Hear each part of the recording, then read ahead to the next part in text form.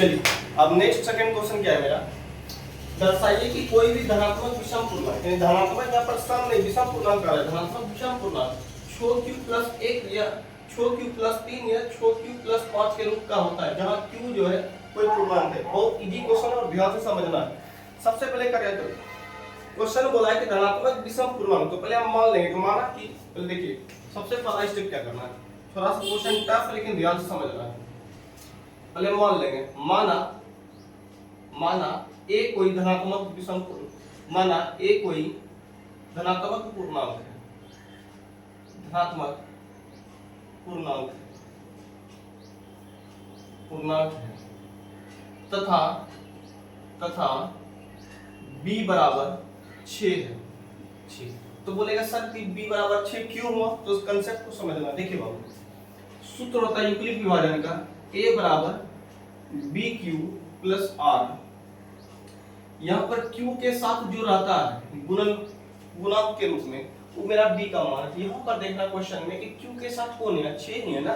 देखिए q के साथ कौन है, 6 है, और q के साथ कौन है, 6 है।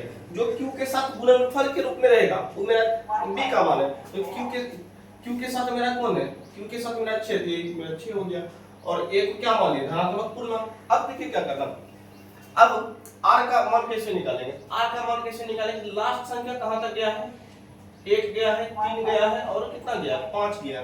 तो 5 तक लास्ट गया है, तो उसको 0 से लेकर के स्टार्टिंग करना और लास्ट जहां तक गया वहां तक मान लेना। तो कहां से मानेंगे, 0 से लेकर के लास्ट संख्या मेरा 5 तक है, लास्ट डिजिट 5 तक है, 5 तक मान लो। तो r बराबर क्या करना है, r बराबर 0 1 2 3 4 और 5। अब क्या करना है, अब यूक्लिड विभाजन का प्रमेय का सूत्र का प्रयोग करना है। फिर लिखेंगे यूक्लिड विभाजन प्रमेय का से, यूक्लिड विभाजन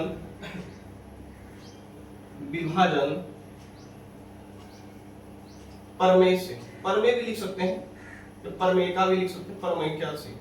सूत्र क्या होता है, a बराबर bq प्लस r।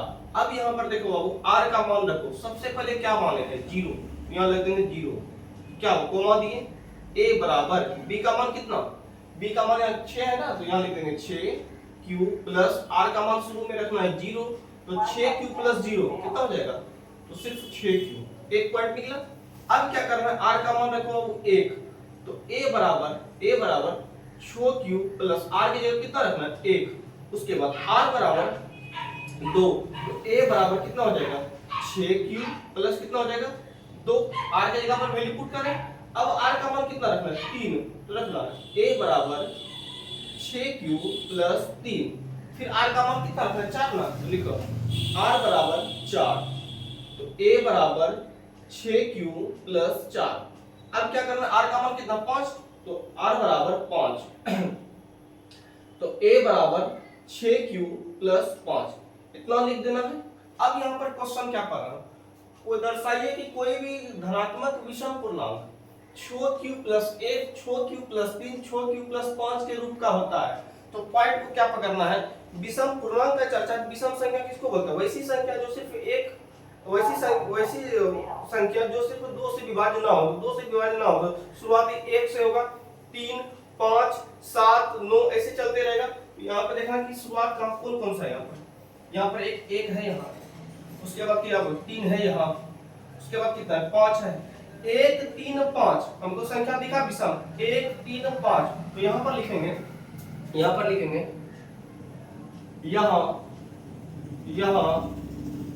a बराबर छो क्यू प्लस 1 कोमा छो क्यू प्लस 3 और क्या है छो क्यू प्लस और है छो क्यू प्लस 5 एक धनात्मक विषम पूर्णांक है, धनात्मक विषम पूर्णांक है, धनात्मक विषम पूर्णांक है, जहां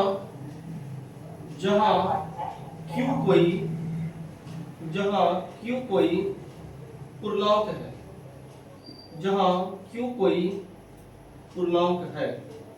बस हो गया प्रूफ।